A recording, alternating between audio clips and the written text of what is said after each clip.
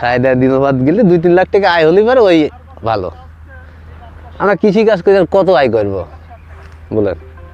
জমি জমা ধরেন এই মহিষ পালন আর জমি জমার মধ্যে একটু বললেন যে জমি জমার বিষয়টা আলাদা। মনে করেন জমি জমা এখন বর্তমান আমার এই এলাকায় 1 বিঘি জমি খাজনা দেওয়ার 45-40 হাজার টাকা 1 বছর খায় শেষ, বুঝলেন?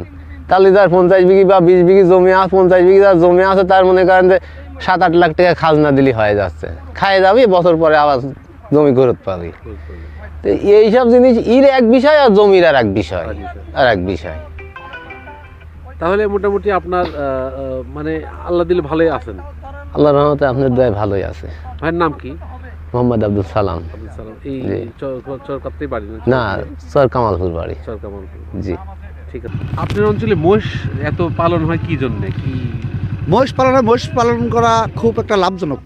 এটা এই যে মাঠে চর আছে, চরে মনে করেন বিভিন্ন জায়গা পড়ে থাকে বা ঘাস তারাও কিনে, এই যে খেসারি, যারা খেসারি কলই বলে অনেকেই, আমরা বলি মটর, এগুলাকেও জমি ধরে বিক্রি করে দিলে ওরা কিনবে, খাওয়াবে, এই আর কি ওদের সুবিধা। কি পানি টানি আছে? সুবিধা, পানি টানি আছে, সব রকম সুবিধা আছে। সার্বিক সহায়তা যতটুকু লাগে ততটুকু মোষের জন্য আছে আমাদের এলাকায়।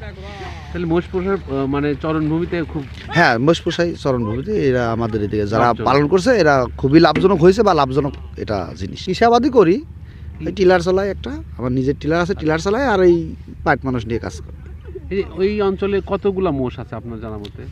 আমার জানা মতে আমাদের এখানে 3 জনার আছে। এই যে এখানে আছে ভোলা মোল্লার, বিরু মোল্লার, আর এই যে মুকুল মোল্লার আছে। তার মানে এদের 100-2 আড়াই হবে আর মানে ওদের দেখছেন যে ওরা?